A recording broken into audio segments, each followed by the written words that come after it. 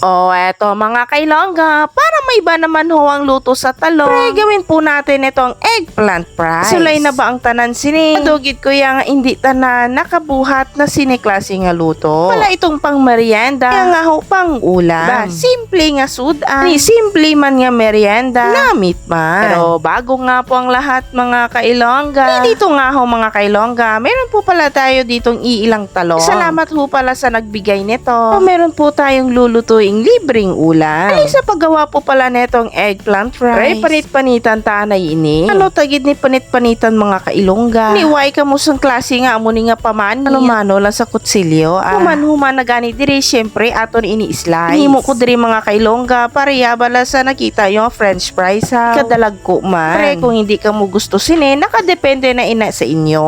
Human na gani diri mga kailongga. Butanggid kita sang tubig. Di man mag-itom-itom ining aton nga talong. Isit aside lang po natin dito habang po tayo naghihiwa nitong bawang. Optional nga lang ho ito. Mo ng bawang pwede namang wala. Kasi sa akin nilagyan ko po ito para pandagdag lasa. Manggani natin butangan sang itlog. Ibutang tanaman tanan nga mga pampalasa. Ang harina na ginamit ko dito ay third class. Iwaay ka mo sang third class. No, pwede man. Ito na po yung pagka-texture nito. Manggani hindi pa kamo kontento sini. Nakadepende na rin po iyan sa inyo. Ito po yung binabad po natin na talong kanina. Kuhaan lang po natin ito ng tubig. Itong malinis na panyo. Buhin-buhinan ang tubig-tubig sini. Aton gid ini putos kag punas-punasan. Tamara na kamo. Pwede namang hindi nyo gawin. Ano man nagani naton diri mga kailongga. Meron po pala tayo ditong breadcrumbs. Ito nga ho, i-combine na po natin lahat.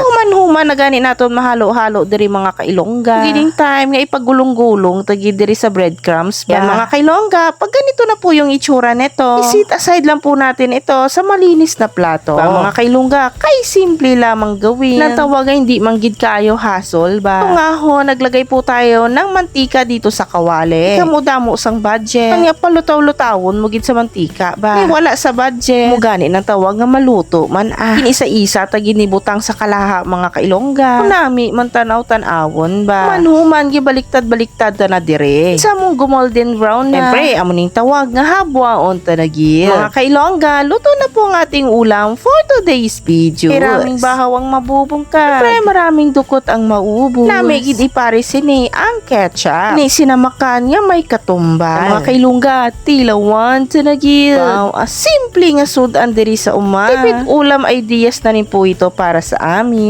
Habang po tayo kumakain. Pero huwag na rin ho nating kalimutang magpasalamat po sa lahat po ng mga sumusuporta. Lalo na po doon sa mga nagpa-follow, nagla-like, nagko-comment, nag-share ng atin pong mga videos. Sa inyo dahil po tayo ginaganahan gumawa ng mga content. At hanggang dito na nga lang ho mo ng ating video mga kailongga. Salamat sa inyong panonood. God bless us!